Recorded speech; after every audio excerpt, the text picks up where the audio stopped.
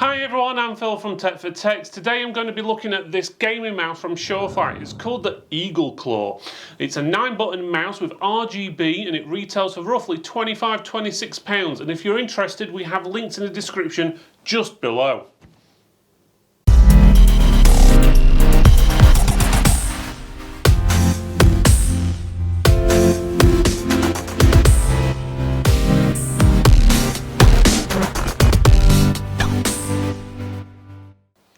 Okay, so we've got the SUREFIRE Eagle Claw gaming mouse. As you can see there, you can see the mouse. It does have quite a few buttons on the side by the looks of it. It's on a nice striking black and red background, makes it pop a little bit, so that's nice.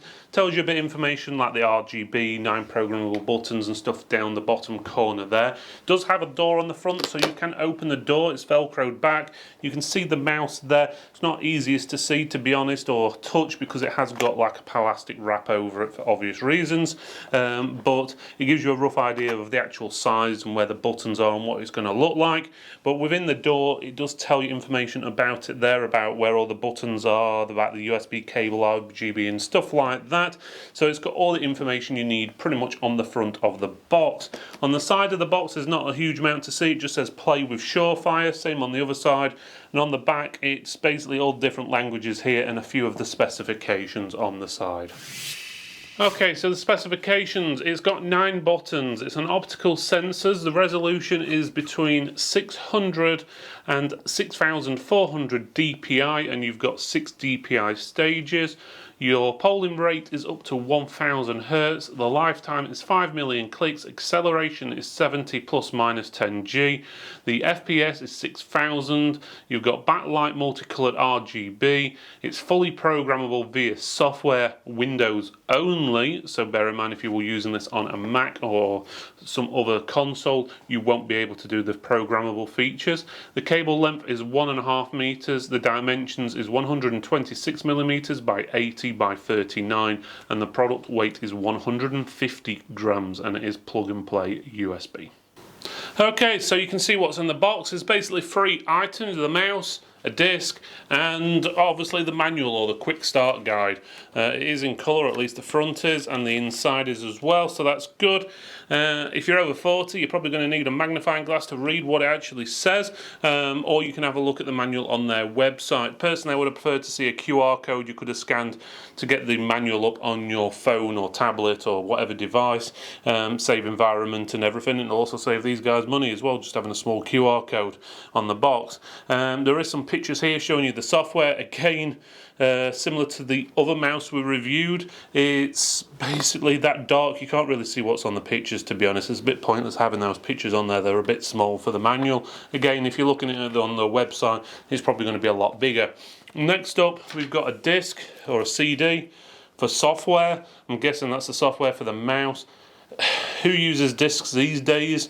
99% of machines do not come with disk drives on them anymore, so I don't see why they need to supply a disk with it. Save yourself some money, guys. QR code will take you straight to the software needed, and they can download it from there.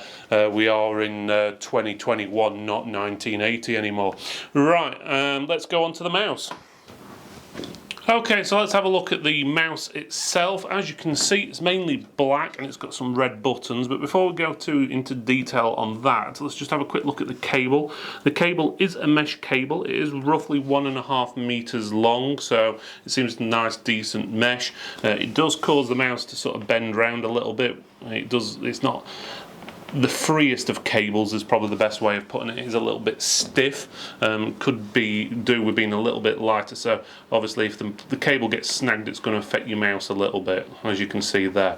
But otherwise, the mouse itself is black, as we said. You've got RGB illumination on the SUREFIRE logo as well as on the wheel. There is a little bit on the side here, not that I can really see it too much because of the lights in the studio, and that's about it. There's none around the skirt or anything like that. Now you can change the RGB lighting on the mouse, but that means it requires you pressing the DPI button. So obviously if you press that, it's going to change how fast the mouse moves. But in all honesty, if you're going to be using this mouse and you've got your hands on it, you're going to cover up all the RGB lights anyway. But saying that, I'm hoping you'll be able to change the colouring in the software itself. So if you wanted a specific DPI and a specific colour, you should be able to hopefully change that in the software. Not very good, obviously, if you've got a console or you're using it on another device, because the software only works on Windows. But it gives you a rough idea. So you've got this sort of a matte colour with a gloss going through it. The gloss does pick up fingerprints pretty easily, just bear that in mind. And then you've got these red buttons. There's a total of 6 of these red buttons. You've got 4 on the left hand side of the mouse here, as well as one near your trigger finger, as well as one for the DPI. In the software you should be able to program those to do whatever you want. We'll have a look at that in a few minutes to see if it actually does. And there's also a button on the wheel, and obviously your standard left and right mouse button, so 9 buttons in total. There are no buttons underneath. You've got your sensor under there, you've got 2 glide pads, and it tells you the model number and manufacturer there and so forth, made in China. But other than that, it doesn't say much. Plastic, while this is 150 grams, and for the size of it, it doesn't feel like 150 grams in all honesty. It feels a bit lighter than that. It might just be me. The plastic feels okay.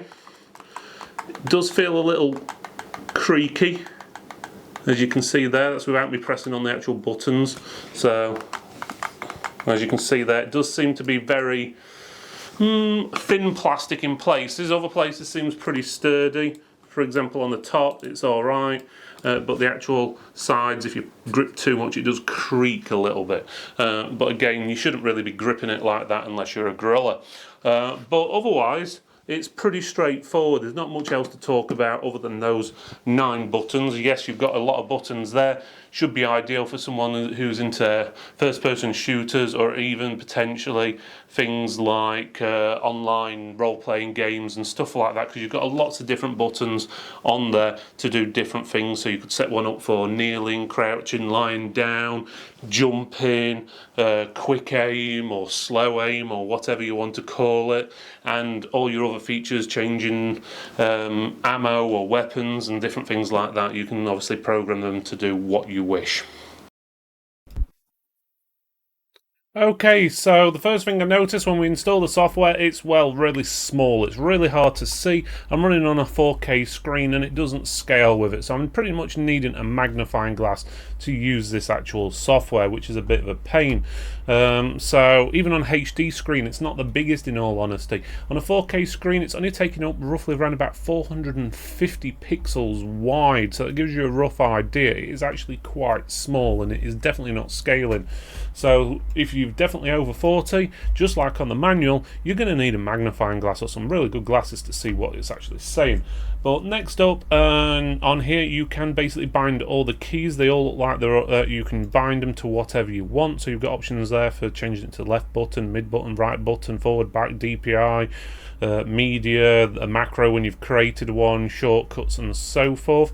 You've also got config options, so you can set it up differently to run different on different games or software. So you can have it set up where the buttons do one thing when you're doing productivity work like Photoshop or just surfing the internet and stuff like that. Then you can set it up for a different way for playing something like World of Warcraft, and then another way for playing Call of Duty and so forth, depending on what you're playing. Also, there's an option on here to change the DPI options as well. You can change the color option on the bar, and it goes all the way up to 4800 DPI, which I find a little bit strange, because according to them, the mouse actually only goes up to, let me just get it on the screen if it'll actually let me, 3200 DPI, but it won't actually let me get it on the screen, which is a bit of a pain. Here we go. So 3200 DPI adjustable, but for some reason the software says it goes up to 4800, so I'm not sure what's going there. Someone obviously can't add up, but that's the basics there. You can change the wheel between a scroll button and a volume, so you can obviously adjust your volume up and down if you change it to that option. You've got advanced settings on there, you've got pointer precision, you've got wheel speed, you've got fire speed and so forth. You can also create a macro here. What you have to do, I had a bit of a problem trying to figure out how it works, because A, it's that small and it's not as you would normally. You type in the name of the macro first, so we'll call it test, so T-E-S-T. Then rather than pressing record straight away, you have to then press new, and then you have to press record, and then you can type your keys on your keyboard and it creates the macro, and then you can press stop, and then you can go in. It doesn't let you change, by the looks of it, each individual. So if you wanted to set a specific time between each button key, you can't change that. It'll only record what you're doing. So you can also got a retime, so I'm presuming that means repeat, how many times you want it to repeat, and so forth. Next page, LED settings. This is for changing the LED lights on there. So there's no option for setting it as a specific color, but you can get away around that. So let's put it this way: if you wanted the colors to change between one color then another, what you have to do is basically untick these cycles. So let's just say we wanted it red. You have to untick all those ones or make them disappear, then set it to static and press apply. Now the mouse will turn red. It takes about 10 seconds for it to actually do it. It takes a little bit of time for it to actually figure out what it's doing, but then it does turn red. You can also change it to green then, and then you have to make sure it's on static, press apply, it changes to green. There are a few different ways of doing it, but again, it's not the best, to be honest with you. You can put cycle on as well, so you can get it to cycle between different colours. So if you just want green and white, you can get it going green and white. You can also got options for pulse on there as well. Again, it's a little bit iffy, to be honest.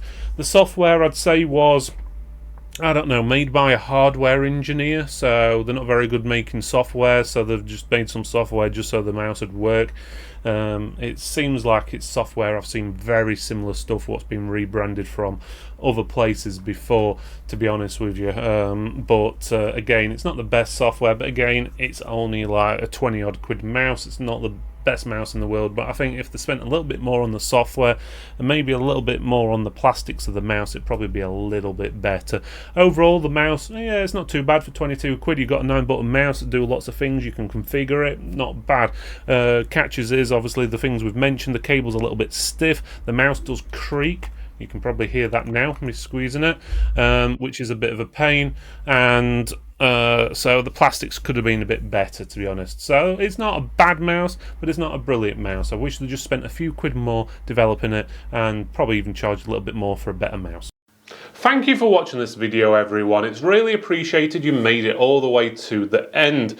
Please make sure you subscribe, like, comment, and even click that bell so you get notifications of new videos and live streams. It does help support the channel, and supporting the channel basically means that we can release more content for you, and also better quality content going forward. Thanks again for watching, and I'll see you next time.